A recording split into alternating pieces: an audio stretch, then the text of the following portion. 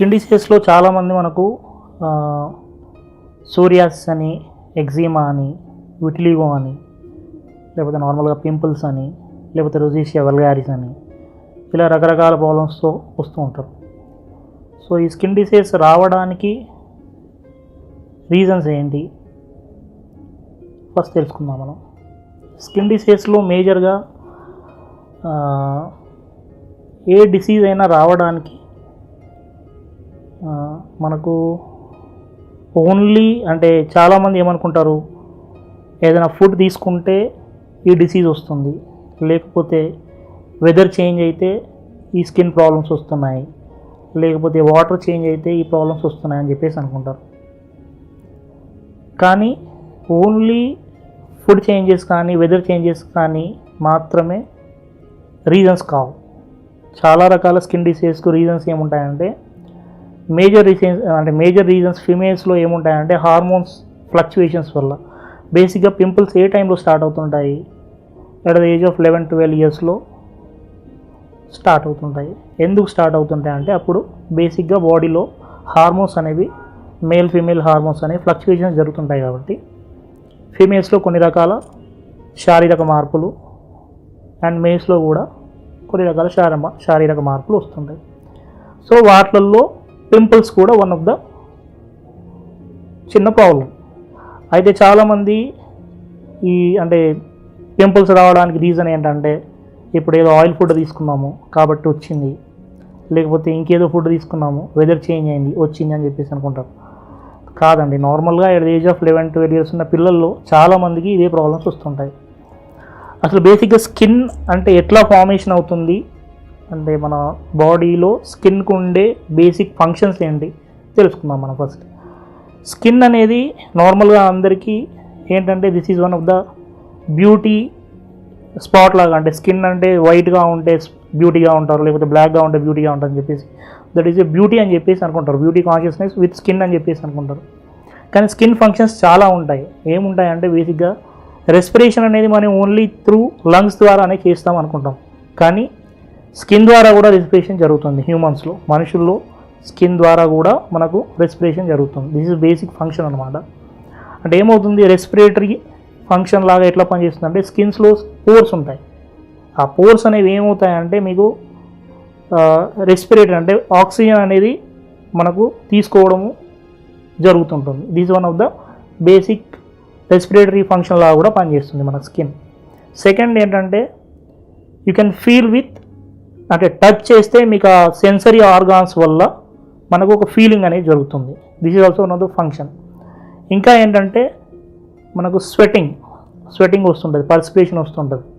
This is ఎందుకు అంటే thermo regulation అంటారు. That is the thermo regulation అంటే ఏంటంటే మనకు స్వెటింగ్ రావడం వల్ల బాడీలో ఉండే టెంపరేచర్ అనేది దట్ ఈజ్ ఎ బ్యారియర్ లాగా పనిచేస్తుంది అన్నమాట స్కిన్. సో ఇన్ని రకాల మనకు చర్మానికి ఉండే విధులు ఉంటాయి అన్నమాట. సో బేసిక్గా స్కిన్ డిసీజెస్లో ఎలా ఉంటుంది అంటే స్కిన్ ఫార్మేషన్ ఎట్లా అవుతుందని అంటే మన బాడీ ఫార్మేషన్ అయ్యేటప్పుడు అంటే తల్లి కడుపులో ఉన్నప్పుడు ఎక్టోడర్మ్, మీసోడర్మ్, ఎండోడర్మ్ అని చెప్పేసి 3 ఎంబ్రియాలజికల్ లేయర్స్ నుంచి బాడీ ఫార్మేషన్ అవుతుంది. సో ఇప్పుడు చాలామంది స్కిన్ డిసీజెస్తో వస్తుంటారు. మేము చాలా ఆయింట్మెంట్స్ వాడామండి, మేము చాలా రకాల ట్రీట్మెంట్ తీసుకున్నామండి, చాలా యాంటీ అలర్జిక్ ట్యాబ్లెట్స్ వేసుకున్నామండి, కానీ తగ్గట్లేదు. చాలా డాక్టర్స్ దగ్గరికి మారాము, అది వాడుకున్నప్పుడు రిలీఫ్ వస్తుంది, మళ్ళీ స్టార్ట్ అవుతుందని చెప్పేసి అంటారు. ఎందుకు ఇలా అవుతుంది అంటే బేసికల్లీ మనకు స్కిన్ అంటే మనకి ఇప్పుడు పైన కనిపించే ఇది ఒక లేయర్ మాత్రమే అనుకుంటాం. కాదండి, దీని కింద డీప్ లేయర్స్ ఉంటాయి. ఎలా అంటే మనకు బేసిక్గా 3 ఎంబ్రియాలజికల్ లేయర్స్ ఉంటాయి. ఏంటంటే ఎపిడర్మిస్, డర్మిస్ అండ్ హైపోడర్మిస్ అని 3 లేయర్స్ ఉంటాయి. దీని నుంచి మన స్కిన్ అనేది ఫార్మేషన్ అవుతుంటుంది. సో ఫర్ ఎగ్జాంపుల్ ఇది ఎపిడర్మిస్ అనుకోండి, మధ్యలో డర్మిస్ ఉంటుంది, కింద హైపోడర్మిస్ ఉంటుంది. సో ఈ ఎపిడర్మిస్లో మాత్రమే మనకి ఇప్పుడు సోరియాసిస్, ఎగ్జిమా ఉందనుకోండి, మనకు ఓన్లీ ఇక్కడ మాత్రమే ఆయింట్మెంట్స్ యూజ్ చేసుకోవడం వల్ల మనకు ఆ డిసీజ్ జరగడం మళ్ళీ రావడం జరుగుతుంది. ఎందుకు అనంటే ఇక్కడ మాత్రమే మీకు ట్రీట్మెంట్ జరుగుతుంది కాబట్టి మెడిసిన్స్ వాడినప్పుడు, ఆయింట్మెంట్స్ వాడుకున్నప్పుడు తగ్గిపోవడము మళ్ళీ వస్తుంది. ఎందుకంటే ఈ ఇన్ఫెక్షన్ అనేది డీప్ ప్లేస్లో వెళ్ళిపోయి ఉండిపోతుంది. సో దానివల్ల ఏమవుతుందనంటే మీకు మెడిసిన్స్ ఆపేయగానే మళ్ళీ లోపల ఏదైతే డర్మిస్లో, హైపోడర్మిస్లో ఉన్నవి మళ్ళీ పైకి వస్తూ ఉంటాయి. ఇది న్యాచురల్గా అంటే రోజు జరిగే ప్రాబ్లం. సో ఇప్పుడు what is the epidermis, what is the dermis and what is hypodermis అని అంటే, మనకు బేసిక్గా స్కిన్లో 1.5 మిలియన్ సెల్స్, స్కిన్ సెల్స్ అనేవి డైలీ చనిపోతాయి. So 1.5 million cells of the skin cells అనేవి రోజు చనిపోతాయి. ఇది ఎట్లా వస్తుందనంటే డస్ట్ ద్వారా, అంటే బాడీ పైన ఇప్పుడు మీరు స్నానం చేస్తున్నప్పుడు మీకు డస్ట్ పార్టికల్స్ వస్తుంటాయి. సో అది ఎట్లా అంటే ఇలానే, అంటే డెడ్ సెల్స్ అని అంటారు వీటిని, డెడ్ స్కిన్ సెల్స్ అని అంటారు వీటిని. ఇవి రోజు ఫార్మేషన్ అవుతూ ఉంటాయి. సో ఈ డస్ట్ ఫార్మేషన్ కానీ ఎట్లా అవుతుంది, ఈ స్వెట్టింగ్ రావడం, ఇవన్నీ ఏంటంటే మనకు బాడీ అనేది టెంపరేచర్ అనేది రెగ్యులరైజ్ చేసుకోవడానికి మనకు యూజ్ అవుతుంది.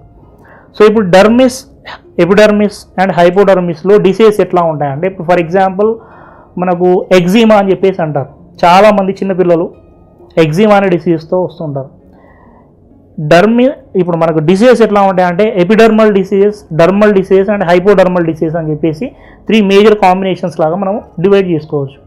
ఎపిడర్మల్ డిసీజెస్ అంటే ఇందులో ఏముంటాయనంటే బేసిక్గా ఎగ్జిమా అనేది కూడా ఎపిడర్మల్ డిసీజ్ వస్తుంది. అండ్ మనకు పింపుల్స్ అండ్ సెబేషియస్ సిస్ట్ అని చెప్పేసి అంటారు, సెబేషియస్ సిస్ట్ అని చెప్పేసి అంటారు. వీటిని కూడా, ఇవి కూడా మనకి ఎపిడర్మల్ డిసీజ్ కిందనే మనం తీసుకుంటాం.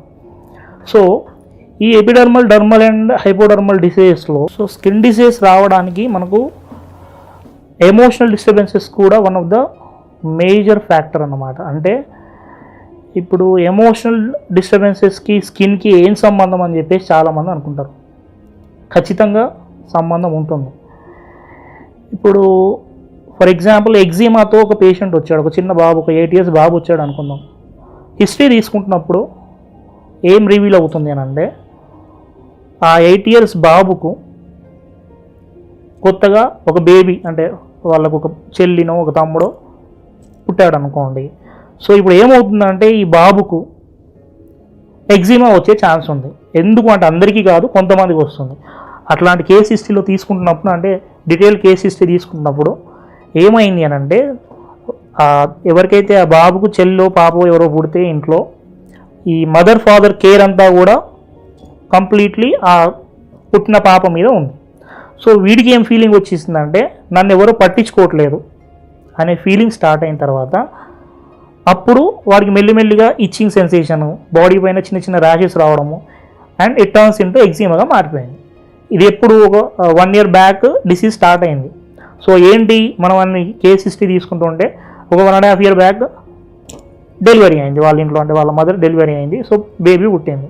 సో ఈ అబ్బాయి ఏంటంటే నన్ను ఇంకా పట్టించుకోవట్లేదు మా ఇంట్లో, అంటే ఏంటంటే మేజర్ ఫీలింగ్ ఏంటంటే సపరేషన్ ఫ్రమ్ మోస్ట్, అంటే ఎవరైతే బాగా ఇష్టంగా ఉంటారో వాళ్ళతో ఎప్పుడైతే సపరేషన్ అనే ఫీలింగ్ స్టార్ట్ అవుతుందో వాళ్ళకు ఈ ఎగ్జిమా డిసీజ్ అని వస్తుంది.